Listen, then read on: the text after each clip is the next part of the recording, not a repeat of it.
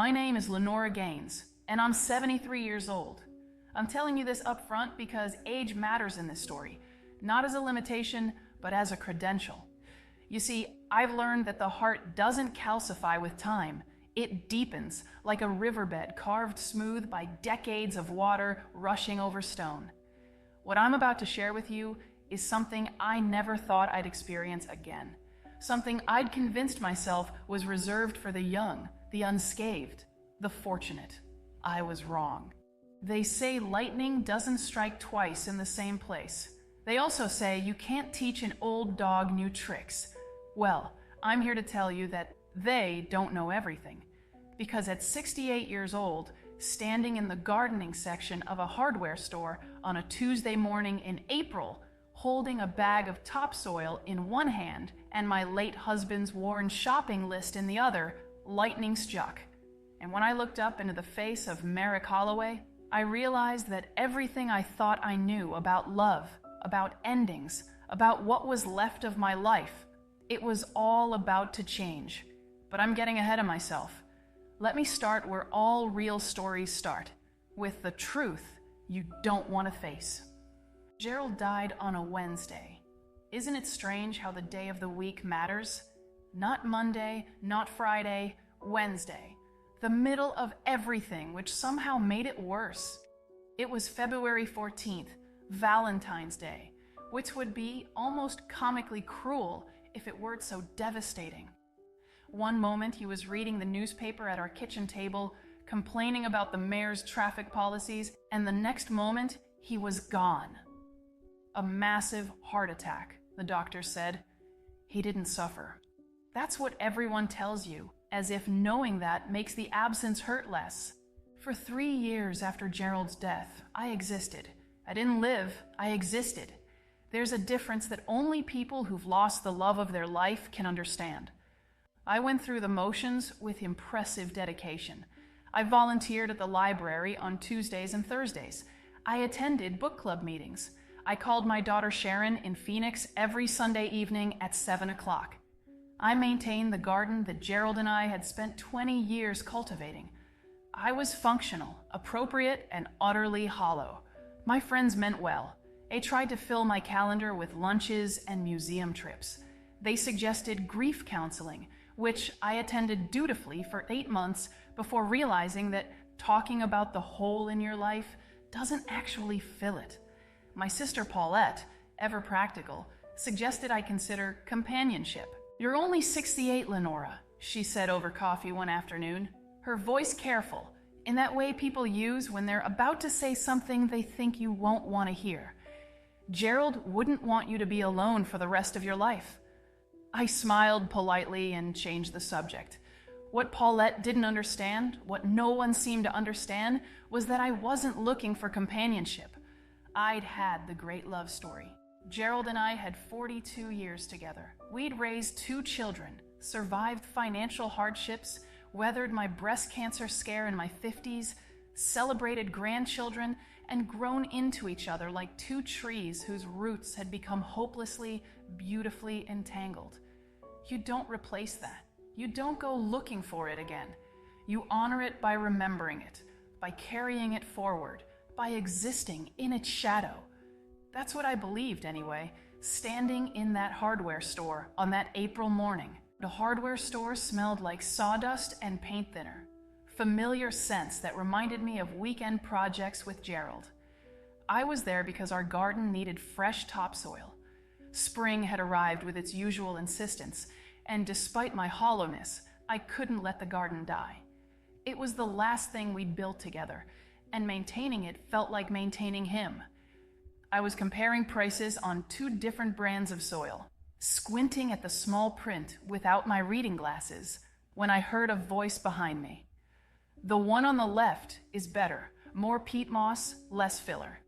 I turned, ready to deliver a polite "thank you, but I know what I'm doing" dismissal, and found myself looking at a man roughly my age, with silver hair, warm brown eyes, and an expression that suggested he was as surprised to be speaking as I was to be spoken to. He was holding a packet of tomato seeds and wearing a flannel shirt that had clearly seen many washings. "Thank you," I said, my automatic politeness kicking in. "I'll take your word for it." He smiled, and something in that smile was different from the careful, pitying smiles I'd grown accustomed to from people who knew I was Gerald Gaines's widow. This smile held no pity. It was just genuine. "Merrick Holloway," he said, extending his hand. "I don't usually dispense unsolicited gardening advice to strangers, but I couldn't let you waste money on inferior topsoil." I shook his hand. His grip was firm, his palm calloused, a working man's hand. "Lenora Gaines, and I appreciate the intervention. We should have parted then." That's what people our age do, brief, pleasant exchanges followed by courteous goodbyes. But Merrick glanced at the list in my other hand, and his expression shifted to something I couldn't quite read. "You growing tomatoes this year?" he asked, nodding at my list where tomato steaks was written in Gerald's neat handwriting. "Yes," I said. "And cucumbers, peppers, some herbs. It's an established garden. I'm just maintaining it." He heard something in my voice, something I hadn't meant to reveal. "I know that feeling," he said quietly. "I inherited a garden too. My wife, Corinne, she was the real gardener. I'm just trying to keep it alive. Some days I manage. Some days I talk to the plants and hope they understand I'm doing my best." And there it was, that lightning strike I mentioned. Not because he was handsome, though he was in the weathered, real way of men who've lived full lives. Not because of his kindness, though that was present too. It was the recognition, the understanding that he knew exactly what I meant by maintaining something, that he understood the weight of inherited rituals, the responsibility of keeping someone's passion alive after they're gone. "How long?" I asked, abandoning social pretense entirely. 4 years. "You?" 3. We stood there in the gardening aisle of Murphy's Hardware, two people who'd lost their worlds, surrounded by the tools for growing new things. The fluorescent lights hummed above us. Someone's radio played classic rock from the back of the store. It was the most ordinary moment, and yet it felt like standing on the edge of something vast. "Would you like to get coffee?" Merrick asked. "I mean, after we finish our shopping. There's a diner 2 blocks from here. They make terrible coffee, but it's hot and the pie is excellent." I should have said no. I should have thanked him politely, purchased my topsoil, and returned to my careful, controlled existence. But something in me, some part that had been dormant for 3 years, stirred to life. "I would like that," I heard myself say, "very much." The diner was called Millie's, and Merrick was right about the coffee and the pie. We sat in a red vinyl booth that had probably been there since the 1970s, and we talked. Not small talk, the real kind of talking that people our age know how to do, because we've learned that time is too precious to waste on superficial pleasantries. I learned that Merrick had been a high school history teacher for 35 years before retiring, that he and Corinne had been married for 43 years, that she died of ovarian cancer after a 2-year battle that had drained their savings and left him in a house full of her absence, that their 2 sons both lived on the West Coast and called dutifully every week, but didn't really understand that their capable, strong father was drowning in loneliness. He learned that Gerald had been an accountant, steady and reliable and utterly devoted to our family, that we'd built a good life through careful planning and mutual support, that I'd taught elementary school until I retired at 65, that our daughter Sharon worried about me constantly, but had her own family to tend to, that I spent most evenings reading books I couldn't remember the next day because I was just filling time until I could sleep. "Do you feel guilty?" Merrick asked suddenly, his coffee cup halfway to his mouth. "For being here, I mean. For having coffee with someone who isn't her?" His honesty caught me off guard, but I appreciated it. "Yes," I admitted. "Terribly. Do you?" "Yes, also terribly." He set down his cup. "Corinne used to say that I was too serious, that I needed to let myself enjoy life more. and here I am, feeling guilty for having pie with a stranger. She'd probably laugh at the irony. Gerald would tell me to stop being stubborn and accept help when it's offered, I said. He'd say sitting alone in that house isn't honoring his memory. It's just being afraid. Were they right? Merrick asked. Our spouses, I mean, about us. I considered this carefully. Probably. Gerald usually was. It's annoying, actually, how much I can hear his voice in my head telling me I'm being ridiculous. Merrick laughed, a real laugh that crinkled the corners of his eyes. Corinne used to leave me notes, not big romantic gestures, just little reminders on the bathroom mirror or tucked in my lunch. After she died, I found a whole stack of them in her desk drawer. She'd written them before she got too sick, preparing them. The last one said, Merrick, if you're reading this, I'm gone, and you're probably making yourself miserable. Stop it. Go live. I'm not there to nag you in person, so consider this my eternal nagging. Love you forever. His voice broke slightly on the last words, and I reached across the table without thinking, covering his hand with mine. We sat like that for a moment, two people who understood that grief never really ends. It just learns to coexist with whatever comes next.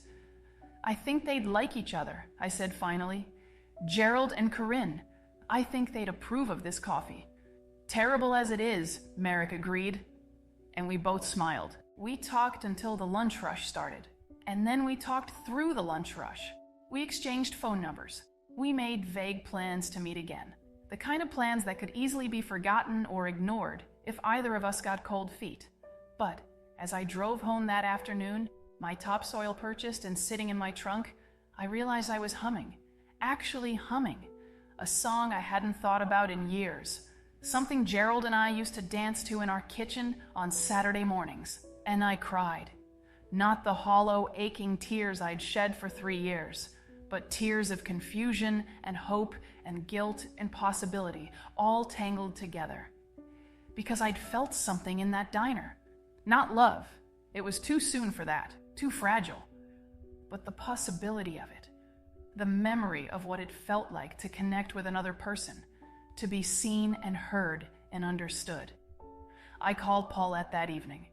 I met someone, I told her, the words feeling strange in my mouth. The silence on the other end lasted just long enough that I almost hung up. Tell me everything, she finally said, and I heard the smile in her voice. Part 4. The Growing. Merrick called me 2 days later. Not the next day. That would have seemed too eager, too desperate. But not a week later either, which would have felt like he'd changed his mind. 2 days, which felt exactly right. There's a botanical garden exhibit opening this weekend. He said after we'd exchanged careful hellos. Native plants of the Northeast. I thought you might, if you're interested, would you like to go? My heart was hammering. Actually hammering, like I was a teenager being asked to prom, instead of a 73-year-old widow being asked to look at plants. Yes, I said, I would. And so it began, this careful courtship between two people who'd already had their great loves and weren't sure they deserved or even wanted another. We moved slowly, tentatively, like people crossing a frozen lake who aren't quite sure the ice will hold. The botanical garden was beautiful. Merrick knew the Latin names of things I'd only known by their common names. We wandered through the exhibits, and he told me about taking Corinne to botanical gardens in every city they visited. It was her thing, he said. I'd want to see historical sites and museums, and she'd find the nearest garden. We'd compromise. Gardens in the morning, history in the afternoon. Gerald and I had the opposite problem, I said. He wanted to relax on vacation, and I wanted to do everything. We'd end up with these bizarre itineraries where we'd have one completely packed day followed by 1 day of doing absolutely nothing. We stopped in front of a display of wild roses. Do you think, Merrick asked quietly, that we're betraying them? By being here together, by enjoying each other's company? I'd been asking myself the same question. I don't know, I answered honestly. Some days I think yes, absolutely. Other days I think the love we had for them doesn't diminish because we're still living. Gerald and I used to talk about what would happen if one of us died first. He'd always say he wanted me to be happy, and I'd say the same to him. But we were both lying a little, weren't we? We wanted the other person to be happy, but we also wanted to remain irreplaceable. Merrick nodded slowly. Corinne made me promise I wouldn't become one of those bitter old men who pushes everyone away. I promised, but I didn't think I'd have to keep that promise so soon. She was only 65, Lenora. We were supposed to have more time. Gerald was 67. We had plans for retirement, travel, projects, time with grandchildren, and then he was just gone. We stood there among the roses, and I felt Merrick's hand brush against mine. Not holding, just touching, testing, asking permission. I took his hand. His palm was warm, different from Gerald's hand, but not wrong, just different. I don't know what this is, I said. I don't know if I'm ready for it, or if it's right, or if I'm capable of feeling this way again. Neither do I, Merrick said. But I know I haven't wanted to get out of bed in the morning for 4 years. And this week I did, because I was going to see you. Over the following weeks, we settled into a rhythm. Coffee twice a week, phone calls that lasted hours, talking about everything and nothing. A movie on a rainy Saturday where we held hands in the dark theater like teenagers. Dinner at a small Italian restaurant where the waiter assumed we'd been married for decades. But with the growing came the complications. Sharon called one Sunday. And I mentioned that I'd been to dinner with a friend. "What kind of friend?" she asked, her voice immediately cautious. "A man named Merrick. He's a widower. We met at the hardware store." The silence was painful.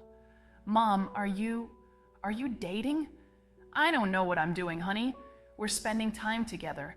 He understands what I'm going through." "Dad's only been gone 3 years.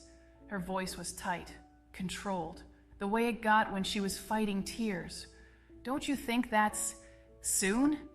"Soon compared to what?" I asked gently. "I'm 68 years old, Sharon. If I wait for it to not be soon, I might wait until I'm too old to feel anything at all. I can't imagine you with anyone but Dad."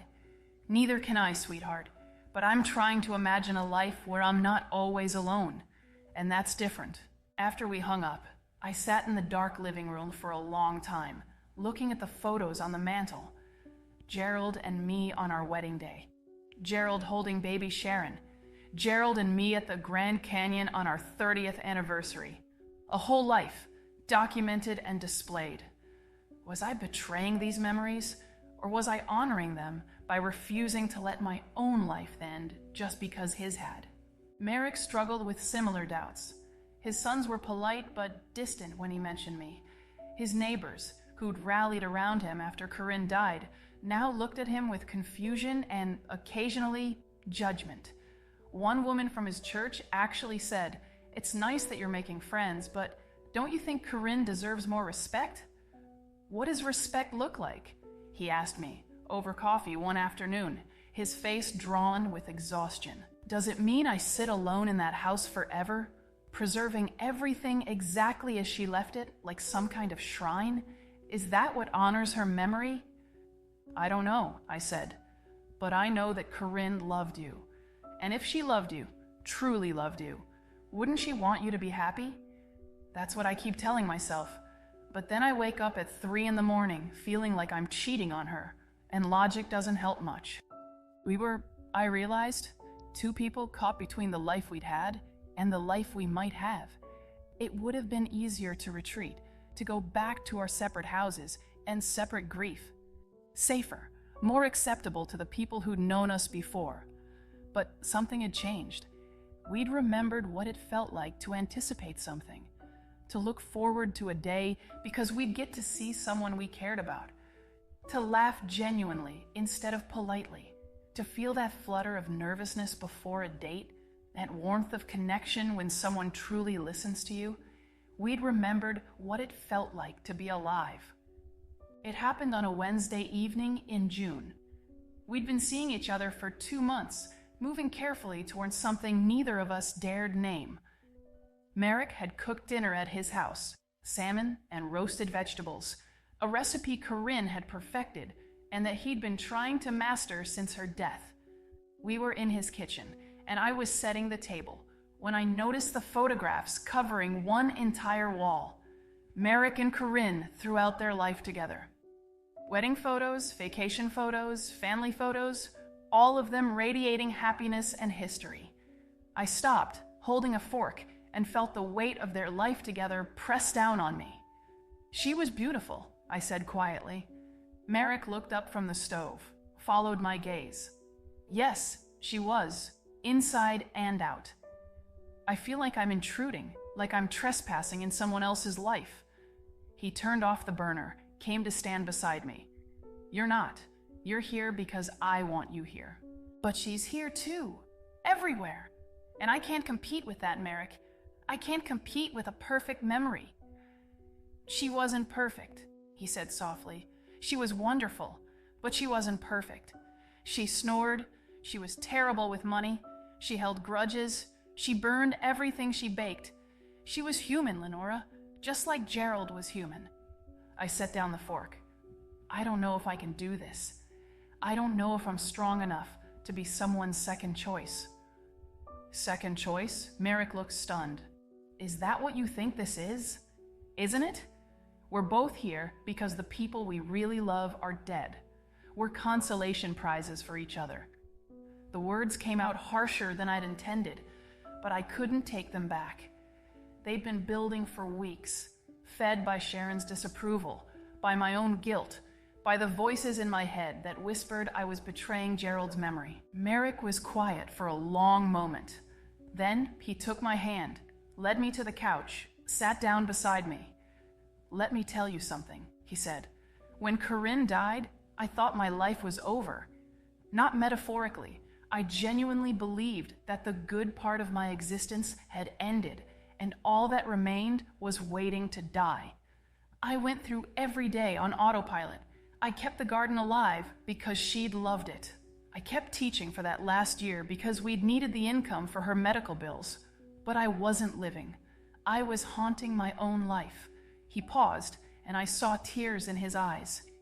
"And then I met you in that hardware store, and something shifted. Not dramatically, not all at once, but you made me laugh. You understood things without me having to explain them. You made me want to get up in the morning. Lenora, you're not a consolation prize. You're proof that the human heart is more resilient and more capable than I ever imagined." "But you still love her," I said. "Yes, I will always love Corinne, but here's what I've learned. Love doesn't have a quota. Loving you doesn't diminish what I felt for her. It's different, yes. It's not the love of two 23-year-olds building a life from scratch. It's the love of two people who've already built lives, who've already known joy and loss, who come together not out of need, but out of choice." I was crying now.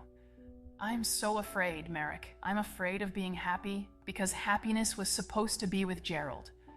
I'm afraid of moving forward because it feels like leaving him behind. I'm afraid that if I let myself love you, I'm somehow admitting that what Gerald and I had wasn't enough." "It was enough," Merrick said firmly. "What you and Gerald had was complete and beautiful, and it shaped who you are. But it ended. Not because it wasn't enough, but because death doesn't care about perfect love stories. And now you have a choice. You can honor his memory by preserving yourself exactly as you were when he died, frozen in grief. Or you can honor his memory by living the rest of your life as fully as he'd want you to. Which do you think Gerald would choose for you?" I knew the answer. Gerald had been practical, pragmatic, endlessly logical. He'd hate seeing me like this, torn and guilty and afraid. He'd tell me I was overthinking things, which was my lifelong tendency. He'd tell me to stop being stubborn and accept that life changes and we change with it. He'd tell me to stop being ridiculous. I said through my tears. Then maybe, Merrick said gently, we should both stop being ridiculous. I looked at him, really looked at him. This good, kind man who'd been through his own hell and emerged willing to risk his heart again, who understood my guilt because he felt it too, who wasn't asking me to forget Gerald, just to make room for something new alongside the memories. I don't know how to do this, I admitted. I don't know how to be with someone who isn't Gerald. And I don't know how to be with someone who isn't Corinne, Merrick said, but maybe we can figure it out together. I leaned against him, and he put his arm around me, and we sat like that while the salmon probably got cold in the kitchen. Two damaged people trying to be whole again. Not by replacing what we'd lost, that was impossible, but by accepting that our hearts were big enough to hold both grief and hope, both memory and possibility. Stay, Merrick said quietly. Please, stay for dinner, stay for coffee after. Stay and let's just be together without all the fear and guilt and overthinking. So I stayed. We ate the salmon, which was actually quite good. We talked about our grandchildren and our gardens and a book we'd both recently read. We didn't talk about the future or label what we were to each other. We just existed together in the present moment, which was enough. When I left that night, Merrick kissed me. Not a passionate kiss, we were too old for dramatic gestures, but a soft, gentle kiss that felt like a promise, like possibility, like coming home to a place you didn't know existed. Same time next week? He asked. Yes, I said. Same time next week. The turning point came in August, when my daughter Sharon came to visit.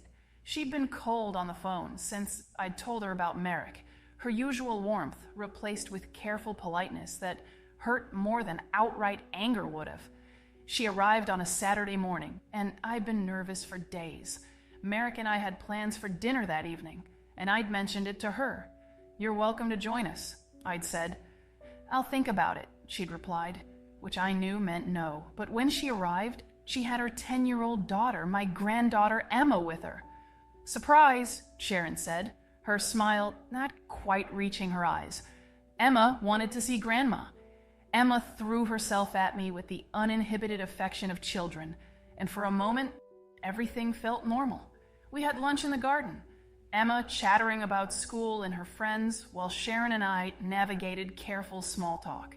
After lunch, Emma ran off to explore the garden, and Sharon and I sat at the patio table with our iced tea.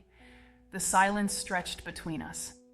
How's Merrick? Sharon finally asked, her voice carefully neutral. He's well, we're well. I paused. Sharon, honey, can we talk about this? About what? But she wouldn't meet my eyes. About why you're angry with me. I'm not angry.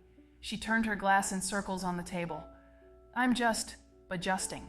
It's hard, Mom. Seeing you with someone who isn't Dad, hearing you talk about this man I've never met, knowing you're building something with someone else.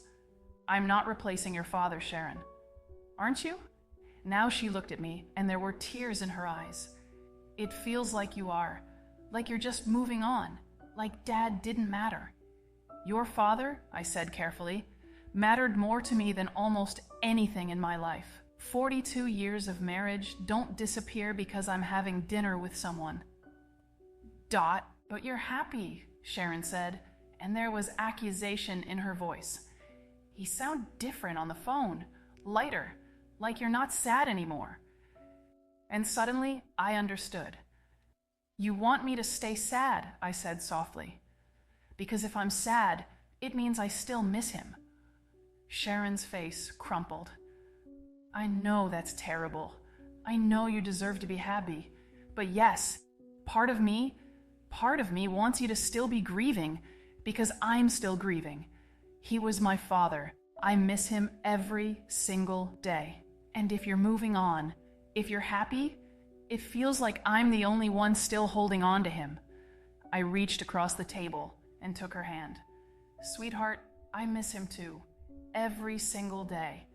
There are mornings when I wake up and forget he's gone, and then I remember, and it breaks my heart all over again. Merrick doesn't change that. He doesn't replace your father or make me miss him less. Then what does he do? Sharon asked. Help me understand, Mom, because I really want to. I want to be happy for you, but I don't know how. I thought about how to explain it. You know how the garden looks different in different seasons? I began. In spring, it's full of tulips and daffodils. In summer, it's all roses and daylilies. In fall, the chrysanthemums bloom. It's the same garden, but it changes with time. The spring flowers don't disappear. They're just dormant, underground, still part of the garden's essence, even when you can't see them. Sharon listened, still holding my hand. My love for your father is like those spring bulbs, I continued. It's still there, still part of me, still beautiful. But it's August now, and different flowers are blooming. Merrick isn't replacing the tulips. He's the chrysanthemums. A different season of my life. Does that make sense? I think so, Sharon said slowly. But, Mom, what if you fall in love with him? Really in love, not just companionship. Doesn't that betray what you had with Dad? Is there a limit to love? I asked. You love Emma, and you love me. Does loving Emma mean you love me less? Of course not. Then why would loving someone new mean I love your father less? Love doesn't work like that, Sharon. It's not pie, where each person gets a slice and eventually you run out. It expands. It grows. The heart is more generous than we give it credit for. At that moment, Emma came running back, holding a monarch butterfly on her finger. Look, Grandma, she landed on me. We watched the butterfly together, its orange wings opening and closing slowly. Butterflies live such short lives, Emma said with a child's matter-of-fact wisdom. But they're still beautiful. Sharon and I looked at each other, and I saw something shift in her face. Understanding, maybe, or the beginning of acceptance. I'd like to meet him, Sharon said quietly. Merrick, I'd like to meet him at dinner tonight, if the invitation is still open. It is, I said. It absolutely is. That evening, the four of us met at a small restaurant downtown. I'd warned Merrick that Sharon was coming, that she was struggling with the situation, that dinner might be awkward. I'll be on my best behavior, he'd promised with a small smile. I've faced rooms full of skeptical teenagers for 35 years. I can handle one protective daughter. But Sharon didn't need charming. She needed authenticity. And Merrick gave her that. When she asked him about Corinne, he spoke honestly. She was the love of my life, he said. For 43 years, she was my partner, my best friend, my home. Losing her nearly destroyed me. I'm not looking for a replacement because there is no replacement. Then what are you looking for? Sharon asked directly. Merrick glanced at me, then back at Sharon. I'm not sure I was looking for anything, but I found your mother anyway. And what we have, it's not what I had with Corinne. It's different. It's two people who understand loss, who respect each other's past, who are trying to figure out if there's a future. I'm not trying to be your father, Sharon. I could never be Gerald. But I can be someone who makes your mother smile. Someone who keeps her company. Someone who cares about her. Do you love her? Emma asked suddenly, with the bluntness only children possess. Emma, Sharon said, mortified. But Merrick didn't look flustered. He looked at me with those warm brown eyes. I'm starting to, he said honestly. Yes, I think I am. My heart did something complicated in my chest. A mixture of fear and joy and hope and terror, all tangled together. Sharon was quiet for a moment. Then she said, Dad would like you. He'd appreciate that you're honest. He always said the most important thing was that Mom was happy and safe. If you can do that, if you can make her happy, then I think we'll be okay. I started crying right there in the restaurant, and Emma patted my hand. It's okay, Grandma. These are the good kind of tears. And she was right. They were. Part 7, the beginning. We didn't rush into anything. We were too old for rushing, too aware of how complicated life can be. But slowly, carefully, we built something real. Merrick met my friends. I met his sons when they visited from California. We combined gardens, not literally, but in spirit, sharing seedlings and advice and afternoons of companionable weeding.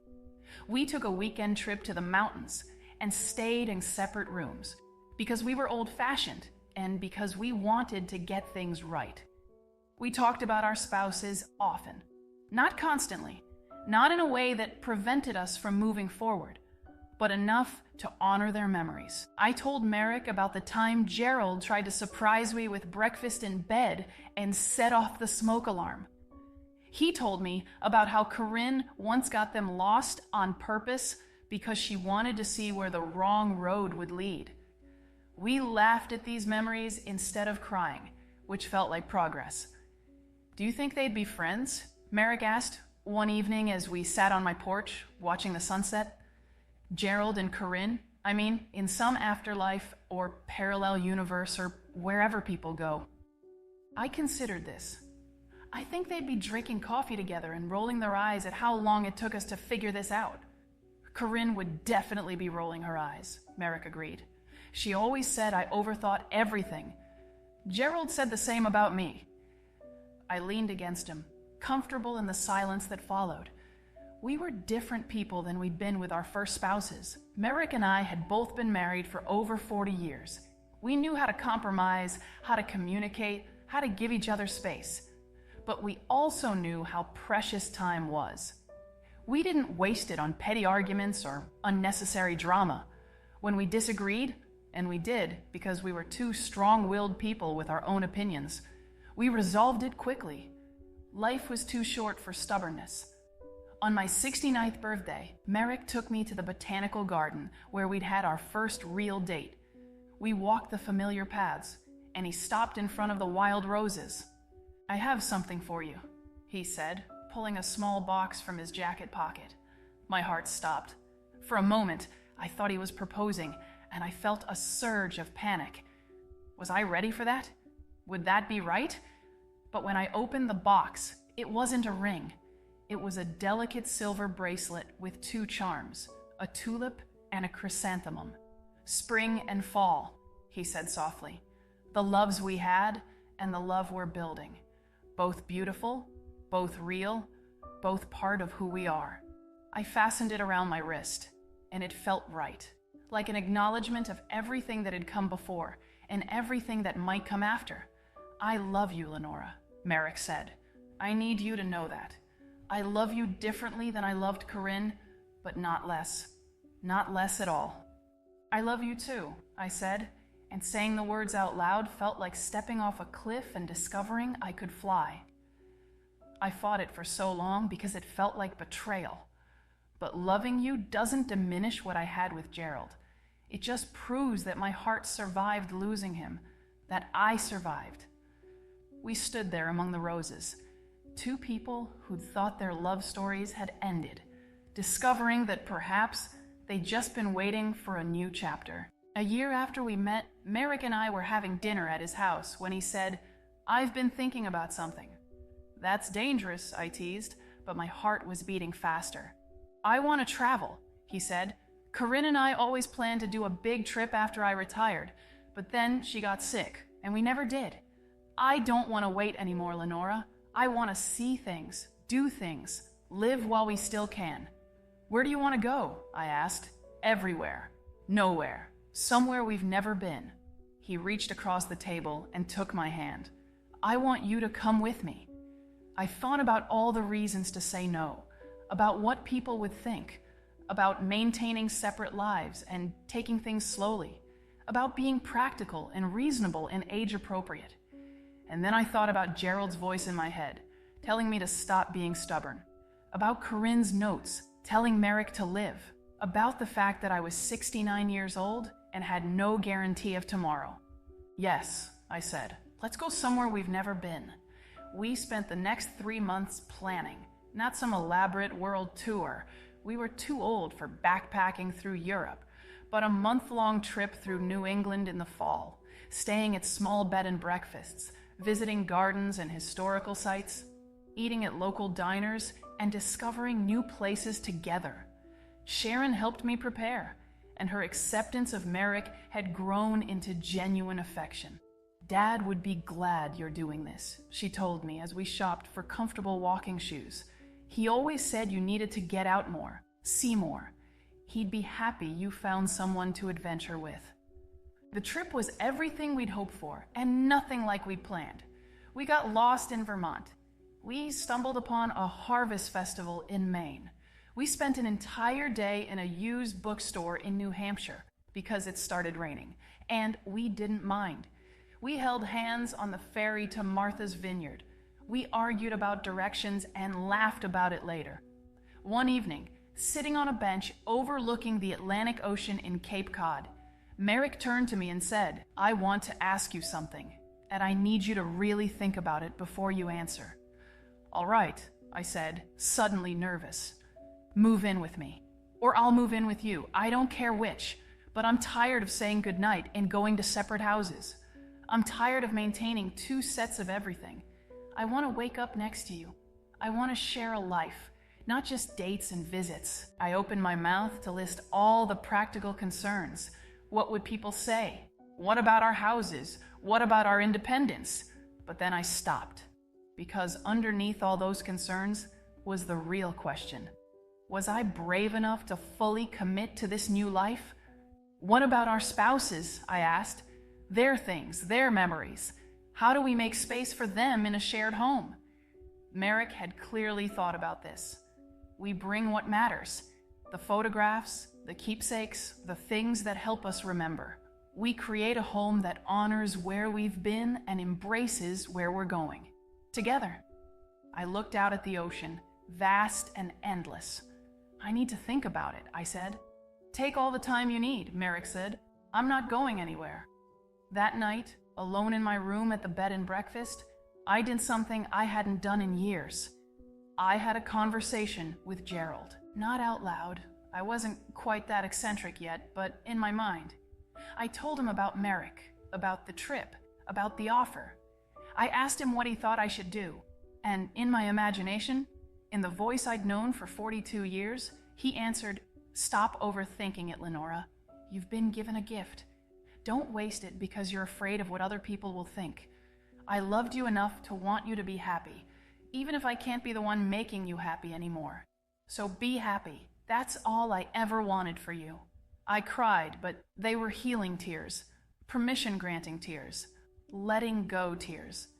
The next morning, over coffee and terrible continental breakfast, I told Merrick, "I'll move in with you. Your house has the better garden." He laughed, that wonderful laugh that crinkled his eyes. "That's very practical reasoning." "I'm a practical woman," I said. "Also, I love you, and life's too short to live it separately." "Yes," he agreed, "it really is." It's been 2 years since I met Merrick Holloway in the hardware store. We live together now in his house with the better garden, though pieces of my life with Gerald are woven throughout. Photographs on the mantle, his favorite reading chair in the den, the quilt we bought on our honeymoon covering the guest bed. Corinne is here too, in the garden she created, in the recipe box we still use, in the wind chimes on the porch that play her favorite melody. Our home is a tapestry of past and present, loss and discovery, memory and hope. People ask me sometimes if I feel guilty, if I think I betrayed Gerald by falling in love again. The answer is complicated. There are still moments when I miss him so acutely that I can barely breathe.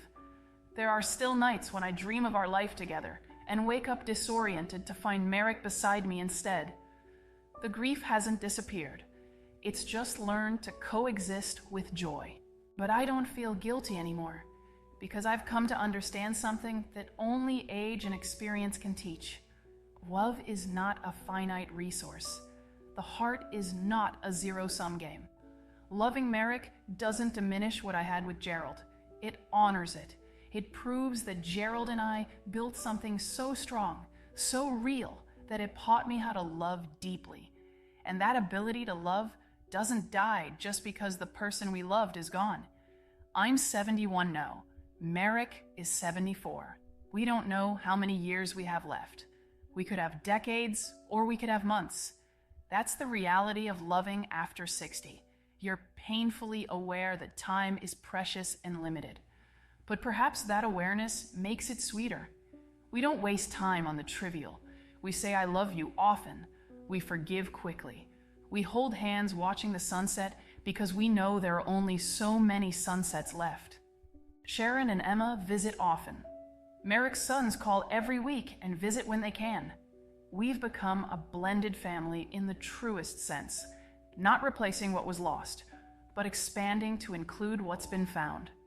Last Thanksgiving, we had everyone together, and Sharon proposed a toast to the family we were born into, the family we built, and the family we're still creating. I think about that toast often. It captures something essential about life after loss. You don't replace what you've lost. You don't move on in the sense of leaving it behind. You expand. You grow around the grief, like a tree growing around a wound, incorporating it into your structure while still reaching toward the light. Last week, Merrick and I were working in the garden, transplanting the chrysanthemums that needed dividing, preparing the beds for winter. My bracelet caught the sunlight, the tulip and chrysanthemum charms glinting. Do you ever wonder, I asked, what Gerald and Corinne would think of us? Really think, I mean. Not the idealized version where they're happy for us, but the real, complicated human version. Merrick sat back on his heels, considering. I think they'd have mixed feelings. I think they'd want us to be happy, but they'd also feel a little jealous, a little replaced, even though they're not. I think they'd understand logically why we're together, but emotionally it would be hard for them, because they're human, and humans are complicated. That's what I think too, I said, and somehow that makes me feel better. That we can acknowledge it would be hard for them, that we're not pretending this is some perfect, uncomplicated situation, that we can honor the messiness of it all. The messiness, Merrick said, is what makes it real. We finished our work as the sun began to set, painting the sky in shades of amber and rose. Inside, I made dinner while Merrick set the table. We talked about our day, about the book I was reading, about the historical documentary he wanted us to watch. Ordinary conversation about an ordinary evening. And it was beautiful. Because here's what I've learned about love after 60. It's not about grand gestures or passionate romance. It's about companionship. It's about someone who knows your coffee order and notices when you're having a bad day. It's about shared silences that feel comfortable instead of awkward. It's about building something real and sustainable with someone who understands that you're both carrying ghosts, and that's okay. It's about second chances, about the courage to be vulnerable again, about believing that your heart is capable of more than you ever imagined. I look at the life Merrick and I have built, and I feel grateful. Grateful for the years I had with Gerald, for the love we shared, for the life we created.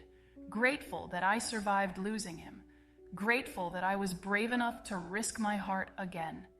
Grateful for Merrick, who understands that loving him doesn't mean forgetting Gerald. It means honoring the capacity for love that Gerald helped me discover. If you're reading this and you've lost someone, if you're wondering whether your heart will ever feel whole again, if you're debating whether it's possible or right to love again after loss, I want you to know that it is. It won't look like your first love. It will be different, complicated, layered with memory and grief and hope all tangled together. But it's possible. The heart, I've discovered, is more resilient than we give it credit for. It can hold sorrow and joy simultaneously. It can love multiple people across time without diminishing any of them. It can break completely and still heal enough to love again. Love after 60 isn't about replacing what you lost.